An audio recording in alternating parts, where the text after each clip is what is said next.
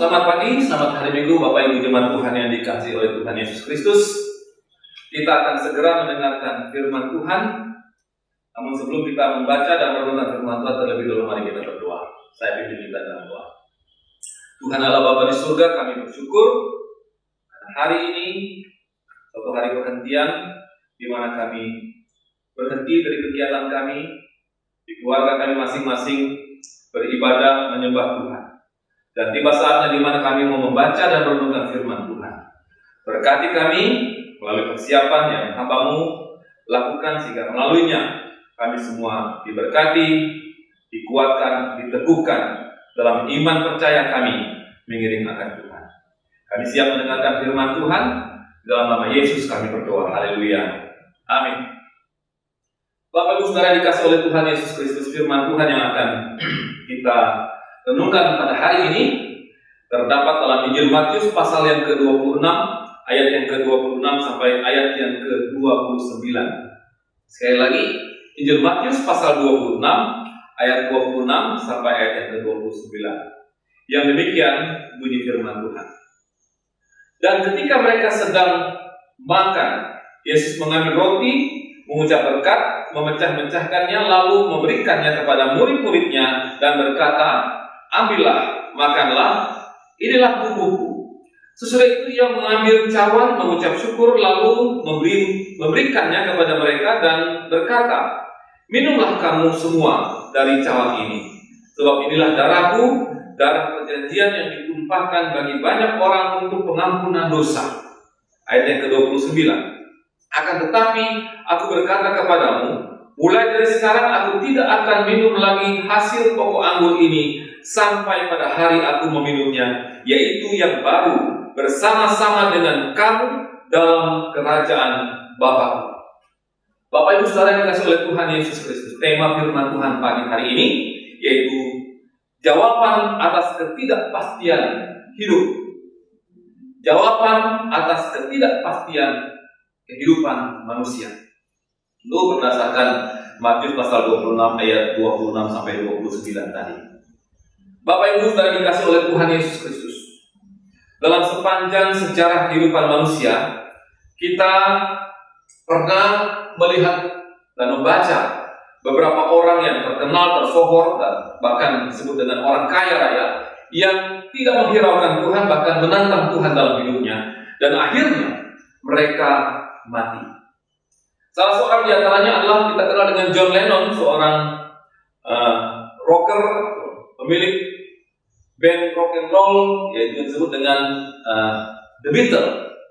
Demikian juga dengan Marilyn Monroe, seorang artis terkenal, dan mereka semua mati dalam cara yang mengenaskan karena tidak memiliki sebuah kepastian dalam hidup mereka. Bapak Ibu Saudara dikasihi oleh Tuhan Yesus Kristus, Marilyn Monroe adalah seorang artis cantik yang terkenal dan kaya raya, tetapi menolak pelayanan Billy Graham, dan setelah penolakan itu dia ditemukan orang mati di apartemennya karena menenggak obat dengan dosis yang tinggi karena dia memang mengalami suatu depresi yang berat. Bapak Ibu Saudara, apa yang kita cari di dunia ini? Ketika kita tidak memiliki sebuah kepastian dalam hidup kita, maka kita akan mengakhiri hidup kita dengan cara yang sia-sia. Dan kita akan menemukan bahwa kehidupan kita akan berakhir dengan sebuah penghakiman yang daripada Tuhan. Untuk itu Bapak Ibu Saudara dikasihi oleh Tuhan Yesus Kristus, bertepatan pula dengan minggu pertama di bulan Mei ini, bagaimana organisasi gereja Kemajuan mengaturnya bahwa minggu pertama tiap bulan harus diadakan perjamuan kudus atau sakramen perjamuan suci. Nah, saya mengkaitkan itu dengan renungan firman Tuhan yang akan kita lakukan pagi hari ini, bertepatan juga dengan perjamuan kudus pada hari ini. Bapak Ibu Saudara yang dikasihi oleh Tuhan Yesus Kristus, apa tujuan kita melakukan sakramen perjamuan kudus? Firman Tuhan berkata, "Sebab setiap kali kamu makan roti ini dan minum dari cawan ini, kamu memberitakan kematian Tuhan sampai Dia datang." Inilah pesan Yesus dalam perjamuan terakhir sama-sama muridnya.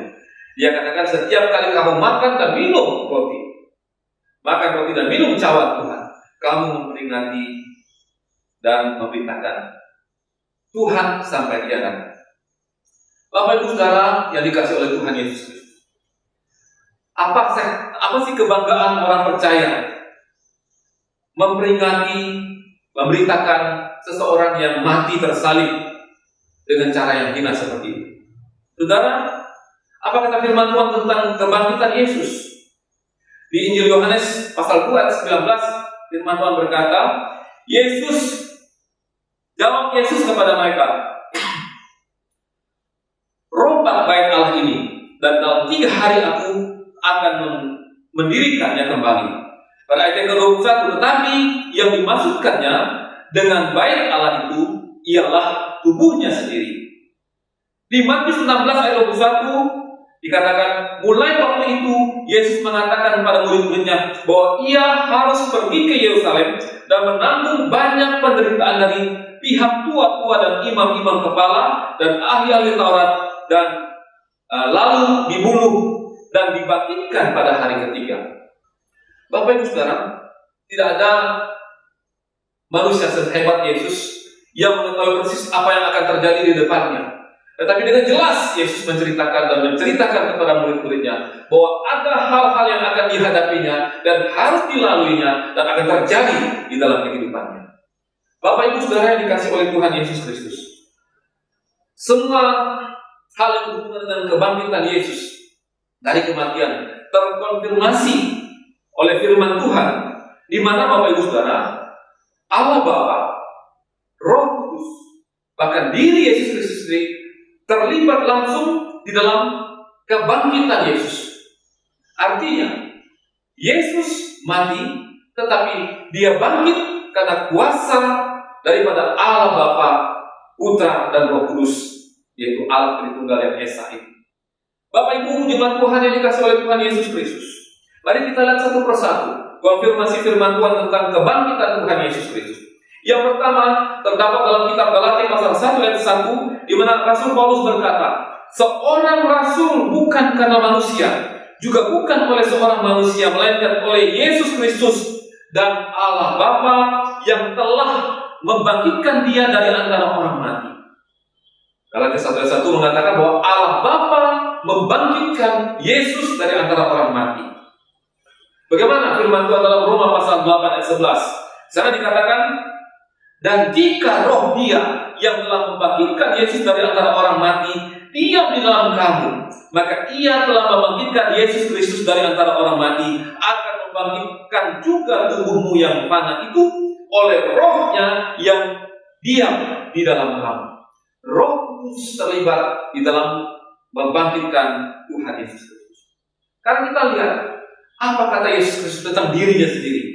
Yohanes pasal 10 ayat 17 sampai 18, Yesus berkata begini, Bapa mengasihi aku, oleh karena aku memberikan nyawaku untuk menerimanya kembali. Tidak seorang pun mengambilnya daripadaku, melainkan aku memberikannya kepadamu, melainkan aku memberikannya menurut kehendakku sendiri. Aku berkuasa memberikannya dan berkuasa mengambilnya kembali. Inilah tugas yang diterima dari Bapa. Bapak Ibu Saudara yang dikasih oleh Tuhan Yesus Kristus, ternyata Yesus Kristus yang mati itu juga membangkitkan dirinya kembali. Dia memberikan nyawanya dan dia pula yang mengambil nyawanya atau hidupnya itu kembali.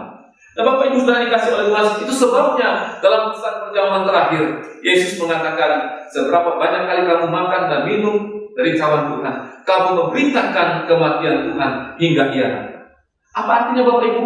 Kematian Yesus bukan suatu kematian karena kecelakaan, bukan karena rekayasa manusia, bukan karena kekuatan sesuatu pemerintah atau sesuatu kekuasaan, tetapi dia mati karena dia memberikan nyawanya dan kemudian dia mengambilnya kembali. Bapak Ibu jemaat Tuhan yang dikasih oleh Tuhan Yesus Kristus, pengkhianatan yang dilakukan oleh Yudas dan penangkapan Yesus di Taman Getsemani disertai dengan kesombongan Yudas membawa prajurit-prajurit penjaga bait Allah untuk menangkap Yesus. Ditegur Yesus karena mungkin secara akal manusia Yudas merasa bangga karena dia berhasil menggerakkan massa yang punya pengaruh untuk menangkap Yesus dan mencelakakan Yesus. Tapi apa kata Yesus? Di dalam percakapan di Taman Getsemani, Yesus katakan, siapakah yang kamu cari? Tiap-tiap hari aku duduk mengajar di bait Allah dan kamu tidak menangkap aku. Yesus menentang mereka. Kenapa harus menangkap aku tengah malam seperti ini? Padahal aku setiap hari ada di bait Allah bersama-sama dengan orang banyak mengajarkan mereka tentang firman Tuhan. Bapak Ibu Saudara, untuk menegur perasaan Yudas yang bangga menangkap Yesus, Yesus berkata, atau kau sangka bahwa aku tidak dapat berseru kepada Bapakku supaya ia segera mengirim lebih dari 12 pasukan malaikat membantu aku? Yesus ingin menegur kesombongan Yudas, bahwa Yesus bisa saja berbuat sesuatu dengan memohon kepada Bapa dan mengirimkan malaikat untuk membela Yesus di Taman Getsemani. Tapi bukan itu yang Yesus maksudkan. Bukan itu yang Yesus lakukan dalam hidup. Bukan itu rencana Yesus dalam kehidupannya datang ke dalam dunia ini. Yesus berkuasa. Dia tahu apa yang sedang dan akan terjadi pada dirinya. Tetapi dia juga tahu bahwa itu semua harus diterimanya agar nubuatan tentang firman Tuhan bagi dirinya digenapi di dalam dirinya. Apa yang dinubuatkan dalam kitab-kitab para nabi tergenapi di dalam dirinya ketika dia harus menanggung semua derita sampai kepada kematian di kayu salib. Bapak Ibu Saudara dikasih oleh Tuhan Yesus Kristus, pengadilan terhadap Tuhan Yesus dilanjutkan setelah Taman Getsemani. Dalam pengadilan itu, di depan para imam, Yesus tidak terbukti berbuat suatu kesalahan pun yang setimpal dengan ancaman hukuman yang akan dijatuhkan kepadanya. Dalam pengadilan itu, sekalipun Yesus ditampar karena berani berbicara di depan para imam, Yesus tidak gentar dan Yesus tidak takut. Bahkan Yesus berkata di depan para imam dan tua-tua itu, jikalau kataku itu salah, tunjukkanlah salahnya. Tetapi jikalau kataku itu benar, mengapa engkau menampak aku? Bapak Ibu, kita tahu dalam penangkapan dan pengadilan Yesus tidak hanya kena tamparan, tapi juga dapat pukulan dan juga dapat ludahan dan caci maki. Yesus ingin mengingatkan mereka bahwa sebenarnya tidak ada satupun kesalahan yang setimpal dengan hukuman yang Yesus terima. Karena memang Yesus tidak melakukan satu kesalahan apapun, karena dia sedang menggenapi seluruh nubuatan kitab para nabi dan perjanjian lama.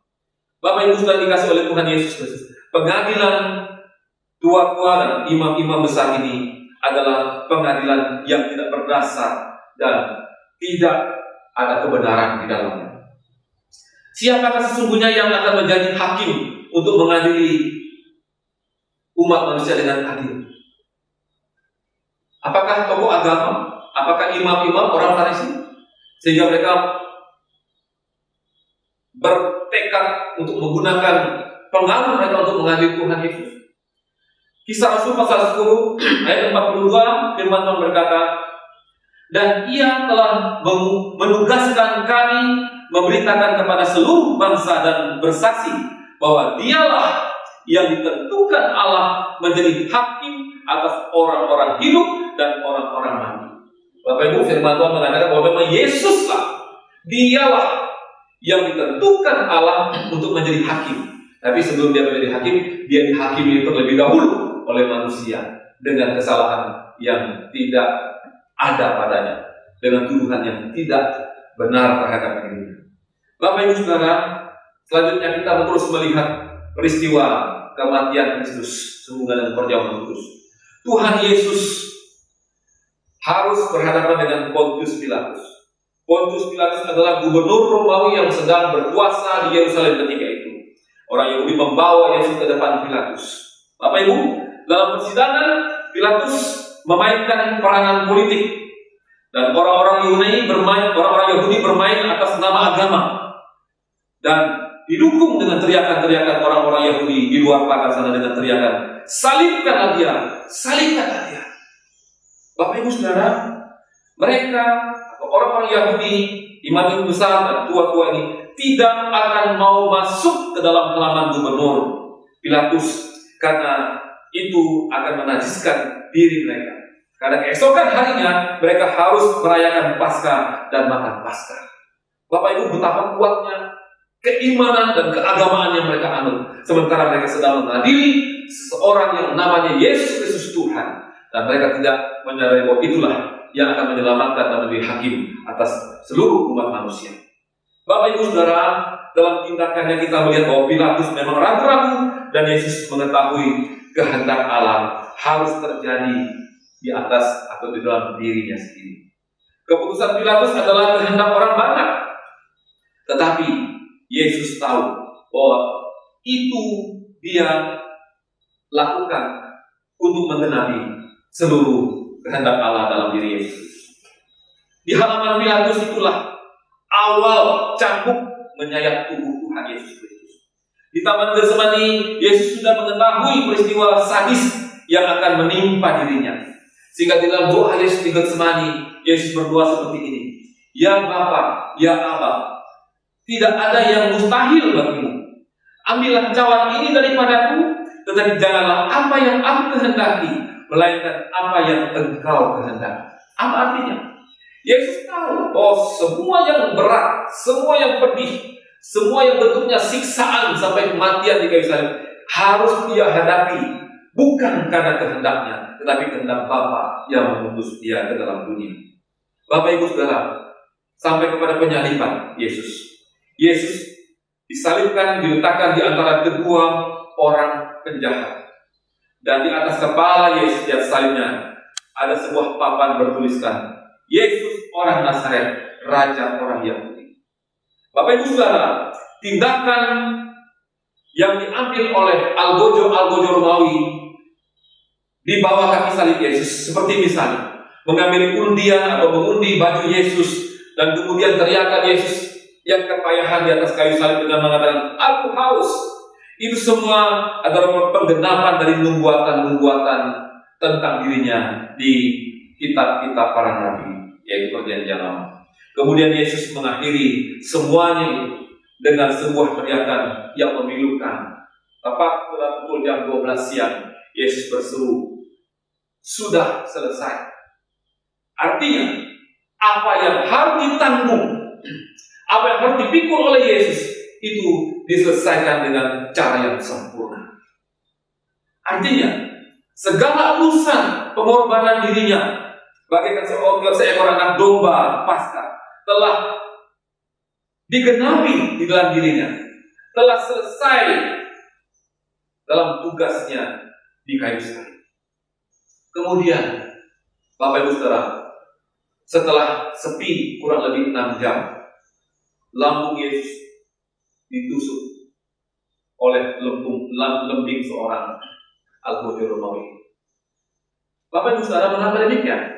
Karena ada ketaatan di kalangan orang-orang Yahudi bahwa pada hari Sabat atau hari Paskah tidak boleh ada satupun mayat yang bergantung di kayu salib. Mereka harus menurunkannya. Dan ketiga manusia yang sedang tersalib itu sudah harus diturunkan pada sore hari ini.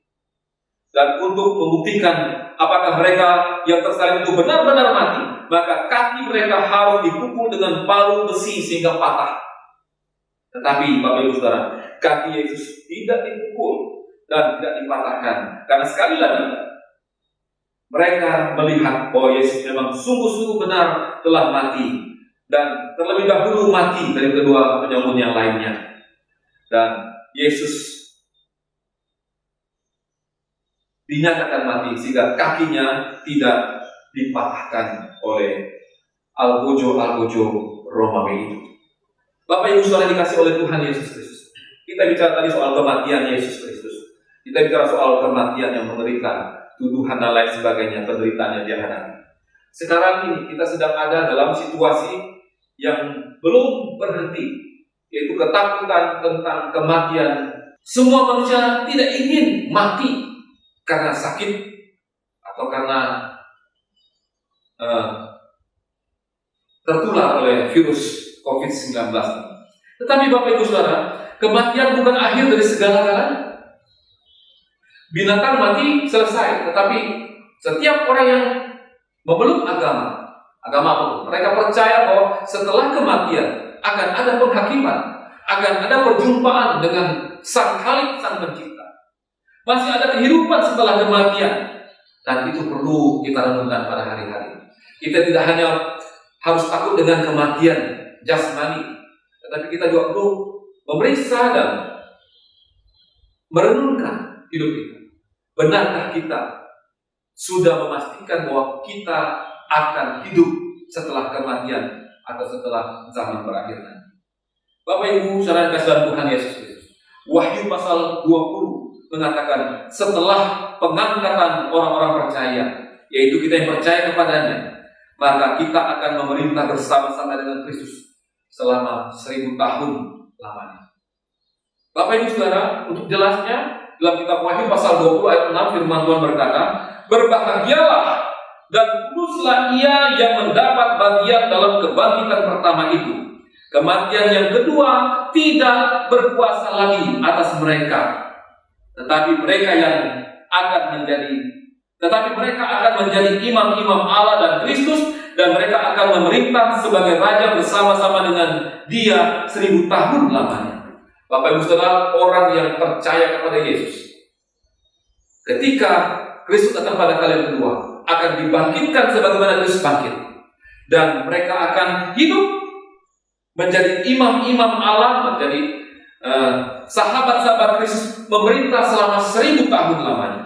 Kemudian dalam Wahyu pasal 20 ayat 12 firman Tuhan berkata, dan aku melihat orang-orang mati besar dan kecil berdiri di depan takhta itu, lalu dibuka semua kitab, dan dibuka juga sebuah kitab lain, yaitu kitab kehidupan. Dan orang-orang mati dihakimi menurut perbuatan mereka berdasarkan apa yang ada tertulis dalam kitab itu. Bapak Ibu saudara, di mana orang-orang percaya yang mengakui Yesus menjadi Tuhan dan Juru Selamat secara pribadi ketika itu terjadi?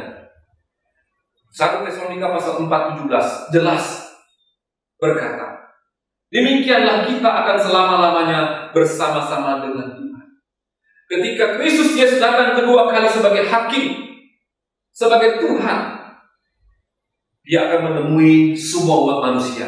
Tetapi orang yang percaya sudah diangkat lebih dahulu, kemudian hidup bersama-sama dengan Dia selama-lamanya.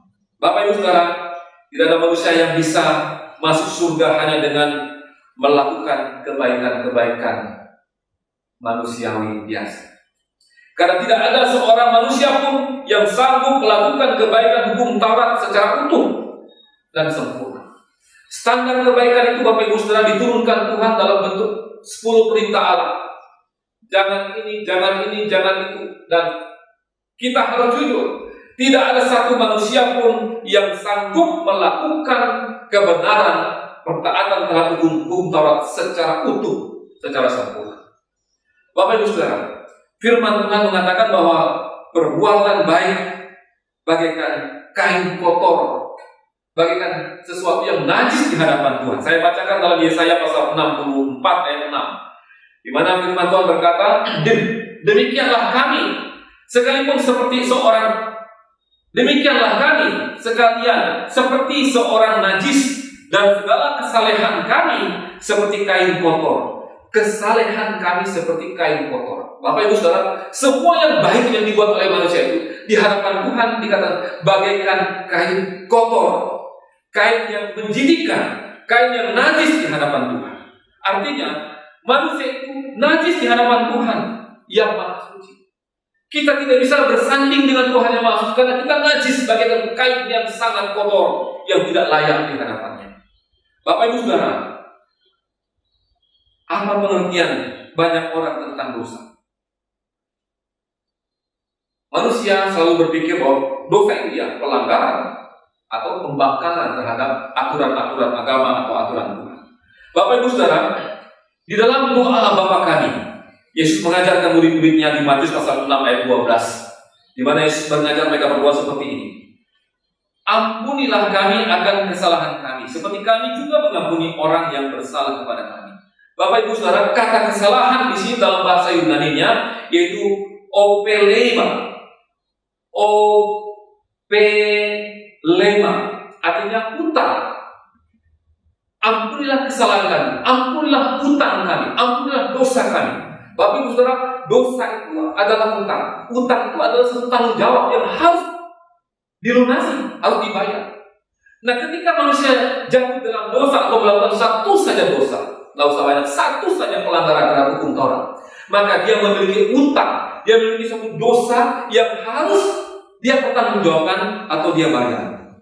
Bapak Ibu Saudara, itu sebabnya sekalipun seseorang dikatakan ahli Taurat, dia tidak akan bisa melakukan mentaati hukum Taurat secara konsekuen, secara penuh, secara konsisten seumur hidupnya. Sekalipun seseorang berbuat dosa dan kemudian dia berhenti berbuat dosa, dia masih memiliki dosa itu, karena dosa tadi itu disebut dalam bahasa asli itu hutang yang harus dipertanggungjawabkan. Bapak Ibu Saudara, kalau saya berhutang kepada Bapak Ibu Saudara, kemudian saya berhenti berhutang, apakah Bapak Ibu langsung mengatakan beres Pak? Bapak Ibu, dosa itu seperti itu. Dosa itu seperti utang. Kita dalam bahasa Yunani itu dikatakan opelema, itu artinya hutang. Dosa itu hutang. Ketika kita berdosa, kita berhutang dan kita harus mengembalikannya, memperbaikinya.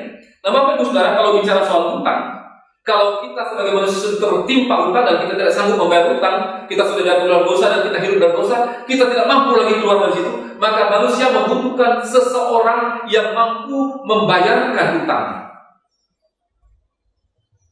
Dan orang yang akan membayar hutang kita atau melunasi hutang kita haruslah orang yang kaya, yang tidak punya hutang apapun. Baru dia layak menjadi pelunas hutang saya. Demikian juga dengan Yesus Kristus. Demikian juga dengan hubungan kita dengan Allah. Semua manusia sudah berdosa, kata kitab Roma 2:3. Tidak seorang pun yang benar di hadapan Allah. Kita semua berhutang dosa. Kita tidak bisa menyelesaikannya dengan kesanggupan kita sendiri. Semakin menumpuk dosa kita dari hari ke hari, kita membutuhkan seseorang yang bisa melunasi hutang kita. Siapa dia? Yaitu Yesus Kristus Tuhan. Dia yang mati di kayu salib. Dia yang tergantung di kayu salib. Dan sudah bangkit dan menang atas kematian itu sendiri. Dengan membangkitkan dirinya sendiri. Hanya dia satu-satunya yang sanggup melunasi hutang dosa kita. Dan dalam pengertian teologi, membenarkan kita, menguduskan kita, sehingga kita layak untuk datang kepada Bapa, masuk ke dalam surga. Bapak Ibu Saudara yang dikasihi oleh Tuhan Yesus Kristus, firman Tuhan berkata, firman Tuhan berkata dalam Kolose pasal 2 ayat 14, dengan menghapuskan surat hutang yang oleh ketentuan hukum mendakwa dan mengancam kita, dan itu, saya ulangi kembali, Kolose pasal 2 ayat 14, dengan menghapuskan surat hutang yang oleh ketentuan-ketentuan hukum mendakwa dan mengancam kita, dan itu ditiadakannya dengan memaafkannya pada kayu salib. Bapak Ibu Saudara, firman Tuhan bicara soal hutang, bicara soal dosa. Yesus yang terpaku di kayu salib sudah memaafkan dosa setiap orang yang percaya kepada di kayu salib. Artinya dosanya terselesaikan di sini.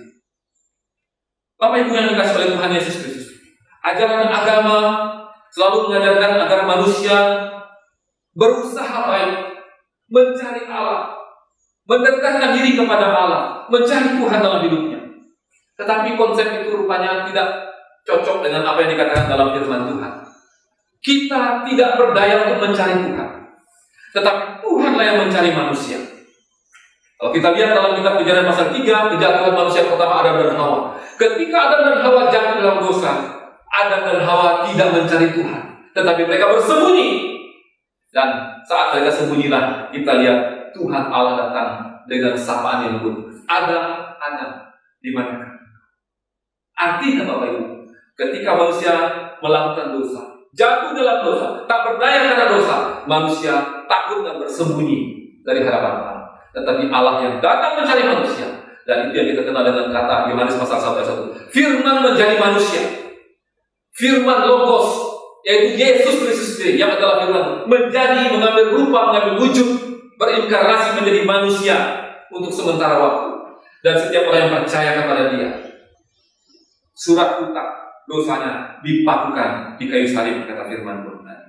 Bapak Ibu yang dikasihi oleh Tuhan Yesus Kristus, Galatia pasal 3 ayat 10 berkata begini, Sebab semua orang yang hidup dari pekerjaan hukum Taurat berada di bawah kutuk.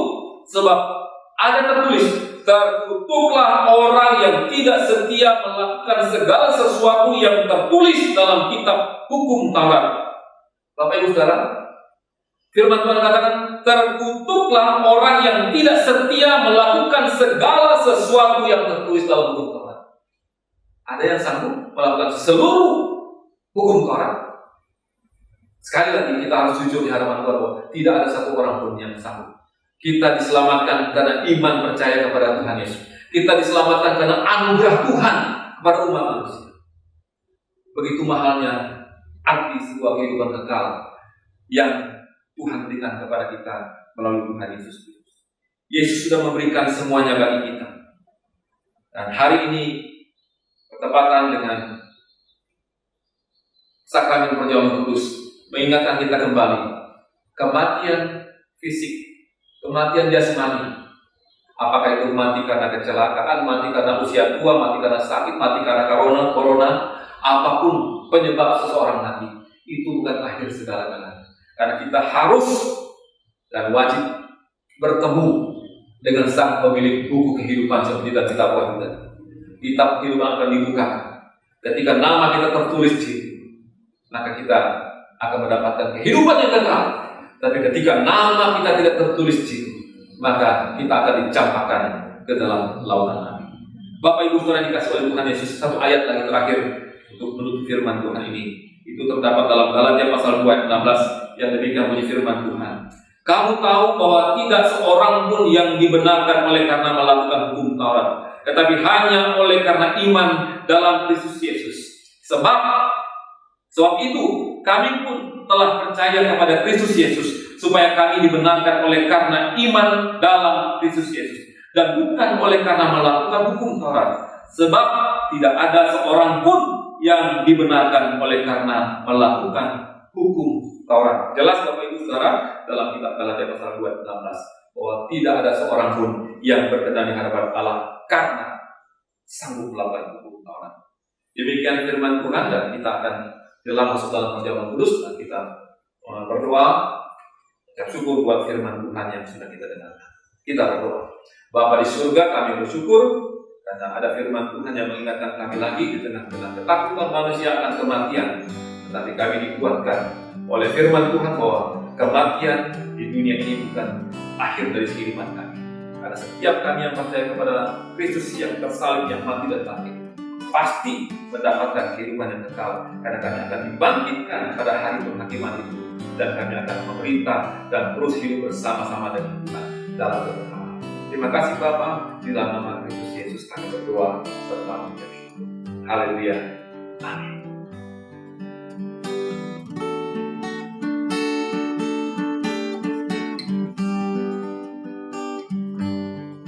Bapak Ibu Saudara yang dikasih oleh Tuhan Yesus Kristus, mari kita bersama-sama melaksanakan sakramen perjamuan kudus. Namun sebelum kita mengambil bagian di dalam perjamuan kudus ini, Bapak Ibu di rumah bisa mempersiapkan masing-masing dan mengikuti apa-apa dari saya. Sama-sama kita makan. Namun sebelumnya mari kita berdoa. Ya Tuhan Allah Bapa di surga, kami bersyukur karena hari ini kami kembali boleh melakukan apa yang Yesus perintahkan untuk kami kerjakan, yaitu makan dan minum dari perjamuan kudus. Karena di dalamnya terdapat pengajaran yang luar biasa. Kami selain memperingati kebaikan dan kasih Tuhan yang luar biasa pribadi kami masing-masing, ada sebuah perintah supaya kami terus setia memberitakan tentang Kristus yang mati, yang bangkit untuk seluruh umat manusia dalam setiap kesempatan ini. Sebelum kami makan, mengambil bagian dalam perjamuan kudus ini, persiapkan hati kami. Jemaat Tuhan di rumah mereka masing-masing telah persiapkan supaya kami benar-benar mengambil bagian dalam persekutuan dengan Tuhan dalam sakramen. Dalam nama Yesus kami berdoa, haleluya, amin. Saya akan membacakan firman Tuhan sebelum kita mengambil roti dan anggur. Di dalam Injil Lukas pasal yang ke-22 ayat 14 sampai ayat yang ke-23. Injil Lukas pasal yang ke-22 ayat 14 mulai demikian firman Tuhan. Ketika tiba saatnya, Yesus duduk makan bersama-sama dengan rasul-rasulnya. Katanya kepada mereka, "Aku sangat rindu makan Paskah itu bersama-sama dengan kamu sebelum aku menderita. Sebab aku berkata kepadamu, aku tidak akan memakannya lagi sampai ia beroleh penggenapannya dalam kerajaan Allah." Kemudian ia mengambil sebuah cawan, ia mengucap syukur lalu berkata, "Ambillah ini dan bagikanlah di antara kamu. Sebab aku berkata kepadamu, mulai dari sekarang ini aku tidak akan minum lagi hasil pokok anggur sampai kerajaan Allah telah datang." Lalu ia mengambil roti, mengucap syukur, memecah-mecahkannya dan memberikannya kepada mereka. Katanya, "Inilah tubuhku yang diserahkan bagi kamu. Perbuatlah ini menjadi peringatan akan aku." Demikian juga dibuatnya dengan cawan sesudah makan. Ia berkata, "Cawan ini adalah perjanjian baru oleh darahku yang ditumpahkan bagi kamu. Tetapi lihat, tangan orang yang menyerahkan aku ada bersama-sama dengan aku di meja ini. Sebab Anak Manusia memang akan pergi seperti yang telah ditetapkan. Akan tetapi celakalah orang yang olehnya ia diserahkan." Lalu mulailah mereka mempersoalkan siapa di antara mereka yang akan berbuat demikian. Bapak Ibu Saudara, sekali lagi kita bisa melihat di sini bahwa Yesus tahu sang pengkhianat. Yesus tahu di antara muridnya ada seseorang di antara mereka yang memang punya niat yang sudah tidak baik. Sebab Yesus katakan, celakalah orang yang olehnya ia diserahkan.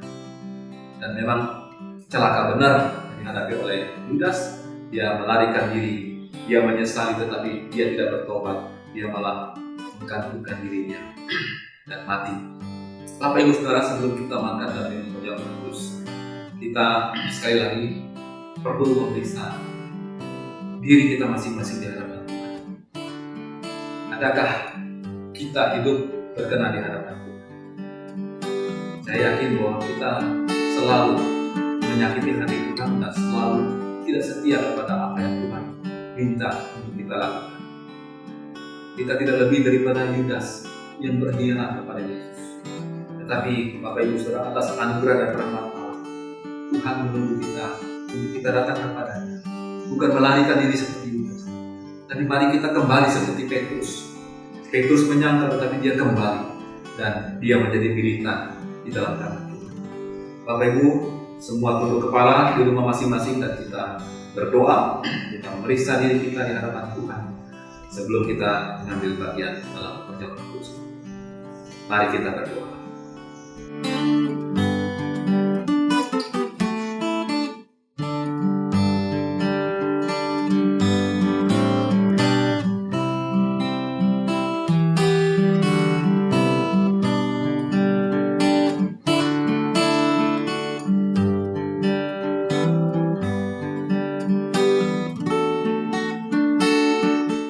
Tuhan Allah Bapa di surga, sekalipun kami berada dalam posisi yang berjauhan dari rumah ke gereja, dari rumah ke rumah yang memiliki jarak yang jauh, tapi persekutuan kami dengan Tuhan tidak terbatas oleh jarak dan waktu.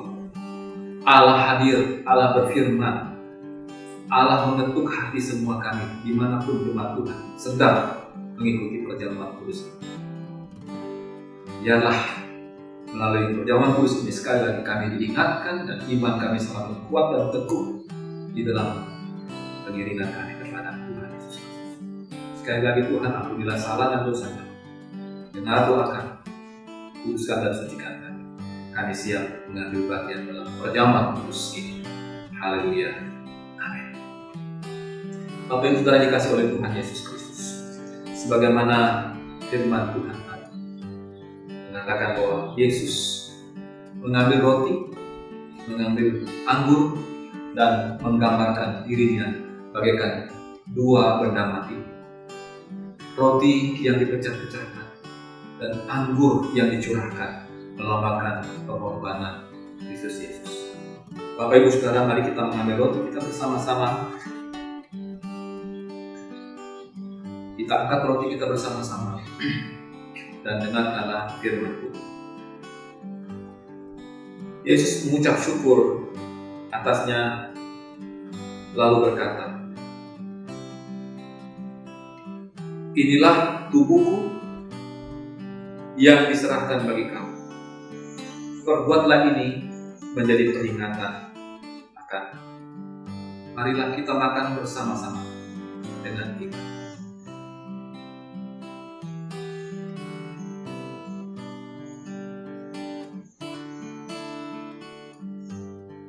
Demikian juga Yesus mengambil cawan. Kita angkat cawan kita bersama-sama. Dan Yesus pun berkata, "Cawan ini adalah perjanjian baru yang dimeteraikan oleh darah. Perbuatlah ini setiap kali kamu meminumnya menjadi peringatan akan aku."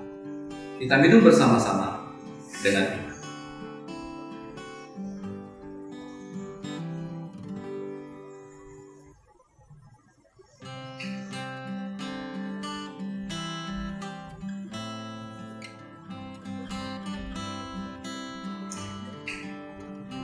Bapa di surga, kami bersyukur buat kesempatan di mana kami boleh bersekutu dengan Tuhan dalam ibadah raya di rumah kami masing-masing. Kami boleh bersekutu di dalam perjamuan kudus hari ini. Kami percaya bahwa kuasa Tuhan yang sudah mengasihi kami akan terus menolong, mendengarkan, memperhatikan seluruh kehidupan. Hamba berdoa ya Tuhan, bagi seluruh jemaat Tuhan yang Tuhan percayakan untuk kami layani di gereja kami di jemaat Gunung Sari Balikpapan. Tuhan memberkati mereka, Tuhan melindungi mereka dari bencana, sakit penyakit, virus corona yang mewabah hari-hari terakhir ini. Tuhan tolong kami semua, bungkus kami dengan kuasa darah. Pembelaan dari Tuhan ada pada anak-anak Tuhan, mulai dari yang balita sampai kepada mereka yang sudah berusia lanjut. Karena kami merindukan bahwa dengan kesehatan, kekuatan, dan hidup yang ada pada kami akan mempermuliakan Tuhan, meninggikan Tuhan, mengagungkan Tuhan, menyembah Tuhan satu-satunya sesembahan kami, yaitu Allah yang sudah menyelamatkan kami di dalam putra Yesus. Hamba berdoa buat mereka yang dalam keadaan sakit. Kami teringat orang-orang tua kami yang sudah tidak berdaya dan tidak kuat untuk beribadah bersama-sama kami. Tapi hari ini mereka ada bersama anak cucu mereka. Dan berdoa untuk Ibu Cimit, dan untuk Ibu Rita Berfak, dan berdoa untuk Pak Teguh dan Ibu, dan berdoa untuk Ibu Suwarmi. Saya berdoa buat Pak Lasmi. Kami berdoa buat Bapak dan Ibu Daud Igen. Kami berdoa untuk Bapak Martin Masih dan Ibu. Dan orang-orang tua jemaat Tuhan lain yang ada di kampung halaman mereka masing-masing. Tuhan melawat mereka, berikan kekuatan kesehatan pada mereka, agar kami dapat terus bersama-sama bersekutu, beribadah, memuji, menyembah Tuhan dalam hidup yang ada pada kami. Dan berdoa untuk mereka yang dalam keadaan sakit. Hari Yono yang sakit Tuhan pulihkan. Julius Widodo yang sakit Tuhan jamah dan sembuhkan. Demikian juga Ibu Teguh dalam pemulihan, Pak Martin dan yang lain-lainnya yang dalam keadaan sakit ya Tuhan. Kami memohon Tuhan yang menolong dan menjamah, sehingga ada kekuatan kesehatan yang bersumber daripada Tuhan. Pulihkan menjamah mereka dengan bilu-bilu kuasa-Mu dulu, sekarang, sampai selama tidak pernah berubah, akan menjamah, menyembuhkan sakit penyakit fisik yang diderita oleh jemaat. Terima kasih Bapa di surga yang berdoa untuk anak-anak sekolah yang harus sekolah dari rumah, dengan semua penundaan pendaftaran kuliah, kenaikan kelas dan sebagainya. Tolong dan mereka juga diberikan ketekunan untuk belajar di rumah dengan modul-modul yang ada dan tetap mengikuti pelajaran dengan baik. Para guru juga Tuhan tolong supaya mereka juga kreatif dalam mengajar anak-anak lewati media sosial yang ada. Bapa di surga, kami berdoa untuk bangsa dan negara kami. Bapak Presiden, Wakil Presiden Pak Jokowi dan Pak Amin. Tuhan tolong melindungi mereka sebagai wakil Allah di negeri kami. Mereka tetap diberikan kesehatan, kekuatan, hikmat akal budi, kebijaksanaan, kejujuran, hati yang betul-betul mengasihi rakyat, untuk menolong seluruh rakyat Indonesia pada hari-hari terakhir ini merasakan dampak daripada virus corona ini. Mereka yang berkekurangan Tuhan cukupkan, mereka yang hilang pekerjaan Tuhan memenuhi segala kebutuhan hidup mereka. Mereka yang mengalami hal-hal yang sulit, khususnya mereka yang sakit terpapar oleh virus corona di rumah sakit. Saya berdoa di dalam nama Yesus, Tuhan tetap melawat dan menyembuhkan mereka. Ada pengalaman rohani bagi orang-orang yang sakit sehingga mereka memandang kepada Kristus Yesus Tuhan, Juru Selamat mereka secara pribadi. Para dokter, para medis, kami berdoa ya Tuhan, jika ada di antara mereka yang sudah tertular sakit, Tuhan jamah sembuh dan pakai mereka Tuhan, karena mereka lah yang Tuhan mau dan bangsa ini andalkan untuk menjadi garda terdepan, berjuang, membela, menyelamatkan, dan menolong orang-orang yang sakit. Terima kasih Tuhan, mau melindungi mereka dan menolong mereka semua, tanpa terkecuali apapun agama mereka di rumah sakit manapun mereka berada di seluruh dunia. Kami berdoa Tuhan pada saat Tuhan untuk mereka yang kehilangan saudara saudara karena dipanggil Tuhan oleh sakit corona. Tuhan hiburkan mereka, Tuhan menolong supaya kami semua boleh menjaga situasi, keadaan, bahkan diri kami masing-masing dalam kebersihan, dalam mengatur jarak dan ketaatan kami kepada aturan-aturan yang diatur oleh negara, supaya virus corona ini juga boleh berhenti dan tidak menyebar. Ada satu hal yang kami minta kepada Tuhan dalam doa syafaat kami. Kami percaya bahwa kuasa Tuhan sanggup menghentikan penyebaran virus ini. Kami mohon Tuhan, dengan kuasa-Mu Kau nyatakan itu sehingga virus ini terhenti dan kemudian umat manusia boleh beraktivitas kembali dan nama Tuhan saja. Terima kasih Bapak di surga untuk dilan nama-Mu, para peneliti, para medis yang mendalami dan mencari vaksin, obat-obat untuk mengatasi ini. Tuhan juga berikan hikmat daripada Tuhan dan mereka menemukannya dan bisa menolongnya. Pujilah Tuhan, inilah doa kami. Dengar doa kami Tuhan, ampuni salah dan dosa kami. Karena kami berdoa dan bersyafaat dan memohon semuanya di dalam nama Tuhan Yesus Kristus. Haleluya. Amin. Kita bangkit berdiri, kita mengakhiri ibadah kita dalam ibadah raya Minggu hari ini. Kita akan mengakhirinya dengan doa dan saya akan memimpin kita membawa doa kita. Kita berdoa. Bapa di surga, terima kasih buat kasih karunia dan kebaikan Tuhan dalam ibadah kami pada hari ini. Seluruh jemaat Tuhan beribadah bersama-sama di tempat mereka masing-masing, dan Tuhan menerima sembah, puji, dan bakti kami kepada Tuhan. Dan tiba saatnya di mana kami akan berpisah dan jemaat Tuhan akan kembali melakukan aktivitas mereka sebagai biasa. Dan hamba berdoa memohon berkat Tuhan turun atas jemaat Tuhan sekalian.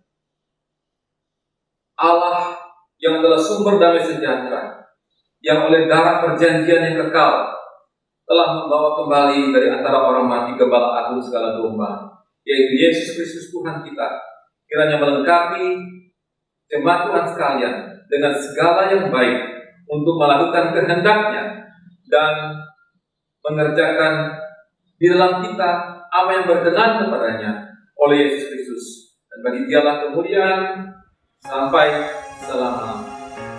Haleluya.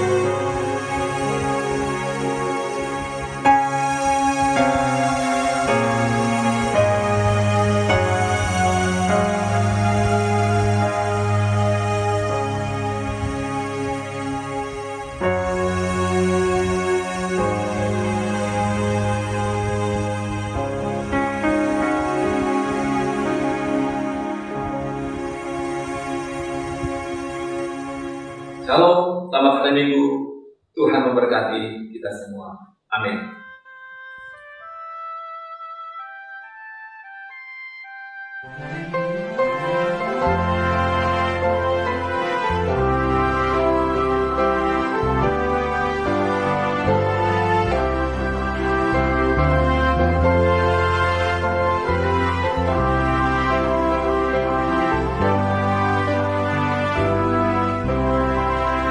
Kasih-Nya tak terduga dan tak dapat dituliskan, tertinggilah dari bintang sehingga pun ke dunia akan menarik hatinya. Kasih-Nya limpah, anaknya dikurniakan tebus yang berdosa. Kasih-Nya tak terduga, betapa kayanya, tetap dinyanyikan malam dan saleh-saleh